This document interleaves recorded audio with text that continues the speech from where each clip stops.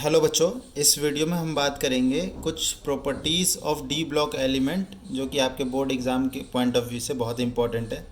इसमें मैंने सारे की सारी प्रॉपर्टीज़ कवर कर दी है जो भी क्वेश्चंस प्रीवियस ईयर में पूछे गए हैं और जो भी पूछ सकते हैं। ठीक है, चलिए बात करते हैं साइज़ के बारे में। लेफ़्ट टू राइट जाएंगे तो साइज़ जो है इरेगुलर होता है। इसका कारण ये है कि साइज़ जो है दो बातों पर डिपेंड करता है। एक तो होता है स्क्रीनिंग कांस्टेंट, एक होता है न्यूक्लियर चार्ज।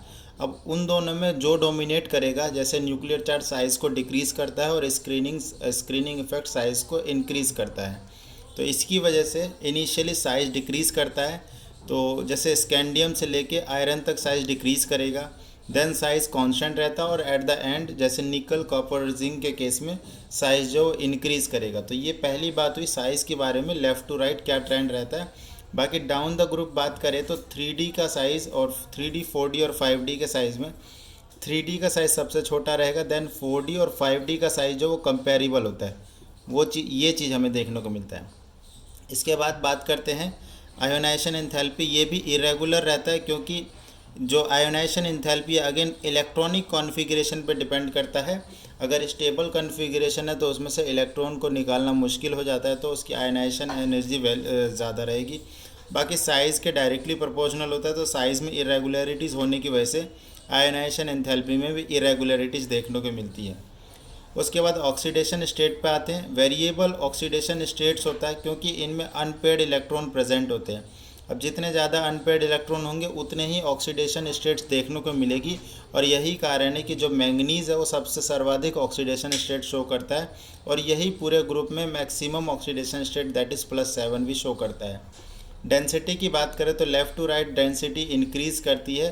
डेंसिटी इंक्रीज़ होने का रीज़न ये है कि डेंसिटी मास अपॉन वॉल्यूम होता है, और लेफ़्ट टू राइट जाने पे वॉल्यूम डिक्रीज़ करता है और मास जो है वो इंक्रीज़ करता है। दोनों ही फैक्टर डेंसिटी को इंक्रीज़ करने के लिए फेवर में है।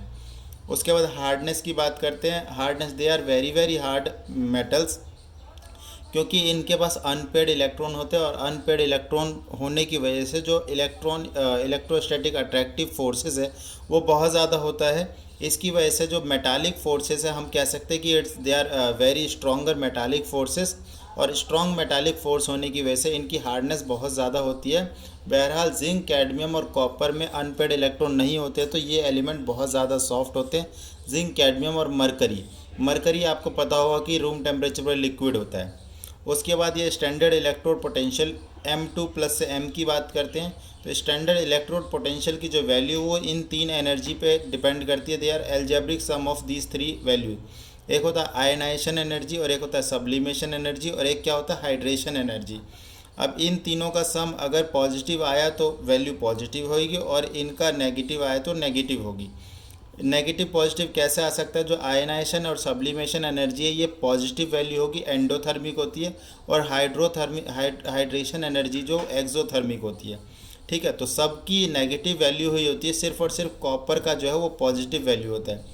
कॉपर का पॉजिटिव वैल्यू इसीलिए होता है क्योंकि जो उसमें जो हाइड्रेशन एनर्जी होती है वो कम होती है, वो इन दोनों एनर्जी को कंपनसेट नहीं कर पाती है, इसकी वजह से कॉपर का पॉजिटिव वैल्यू।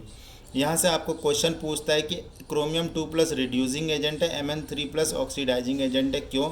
इनका आंसर आपको कन्फिग्रेशन के आधार पे देना है।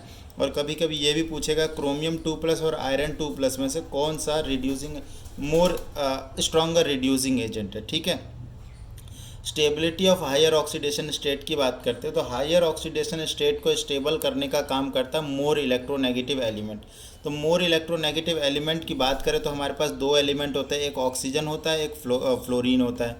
तो यूजुअली ये देखा जाता है कि higher oxidation state in fluorides और ऑक्साइड्स ही देखे जाते हैं। और ये भी कंपेयर करें कि इन दोनों में भी सबसे ज़्यादा क्या, तो बेटा जी ऑक्साइड में सबसे मैक्सिमम ऑक्सीडेशन स्टेट देखने को मिलता है। जैसे कि ये देखो Mn2O7, ठीक है, पोटेशियम पर मैग्नेट, इस तरीके से मैंगनीज ऑक्साइड वगैरह जो होता है हायर ऑक्सीडेशन स्टेट ऑक्सीजन वाले कंपाउंड में या फिर ऑक्साइड में देखने को मिलता है, क्योंकि वो डबल बॉन्ड फॉर्म कर लेता है। बाकी रीज़न की बात करें तो small size and high electronegativity ही लिखना है। मैग्नेटिक प्रॉपर्टी की बात करें, they are paramagnetic due to presence of unpaired electron. बहुत सारे अनपेड इलेक्ट्रॉन होते हैं तो इसलिए वो पैरामैग्नेटिक होते हैं। कलर्ड आयन होते यूजुअली, कलर्ड आयन होने का भी रीज़न यही है क्योंकि उनके पास अनपेड इलेक्ट्रॉन होते तो डी ट्रांजिशन पॉसिबल है, और डी ट्रांजिशन होने की वजह से वो कलर्ड होते हैं। हालांकि जिंक, कैडमियम, मरकरी कलरलेस होते हैं क्योंकि उसमें अनपेड इलेक्ट्रॉन नहीं होते। कॉम्प्लेक्स फॉर्मेशन, कॉम्प्लेक्स फॉर्म कैसे होता है? क्योंकि इनके स्मॉलर साइज, हाई आयनिक चार्ज और वेकेंट डी ऑर्बिटल, ये 3 कारण होते हैं कि कोई एलिमेंट कॉम्प्लेक्स फॉर्म करेगा कि नहीं करेगा। और डी ब्लॉक के एलिमेंट में ये सब प्रॉपर्टी देखने को मिलती है, इसलिए they form complex easily. Catalytic property का अगेन रीज़न होता है वेरिएबल ऑक्सीडेशन स्टेट, क्योंकि इनके वेरिएबल ऑक्सीडेशन स्टेट होते हैं जो कि यहाँ पे बताया, तो ये आराम से कैटेलिटिक प्रॉपर्टी भी शो करते हैं। इंटरस्टिशियल कंपाउंड ऐसे कंपाउंड होते हैं जिसमें जो आयोनिक क्रिस्टल लैटिस होता है, उसमें जो छोटे छोटे जो साइट्स, जिसको हम लोग इंटरस्टिशियल साइट्स बोलते हैं, वैसे साइट्स में कुछ छोटे एटम सच है जैसे बोरोन हो गया, हाइड्रोजन हो गया, नाइट्रोजन हो गया, ये ट्रैप हो जाते हैं इंटरस्टिशियल साइट में। तो ऐसे कंपाउंड जो है उसको बोलते हैं इंटरस्टिशियल कंपाउंड। बाकी इनकी प्रॉपर्टीज की बात करें तो ये यूजुअली मोर हार्डर होते हैं एज़ कम्पेयर टू दिस, ठीक है। और ये ना तो आयनिक होते हैं ना ही कोवलेंट होते हैं, तो इसको आप उसमें से पढ़ लेंगे, ठीक है। तो ये कुछ 12 प्रॉपर्टी है जो कि आपके एग्ज़ाम पॉइंट ऑफ व्यू से बहुत इंपॉर्टेंट है, तो इसको आप कर लेना। Thank you so much.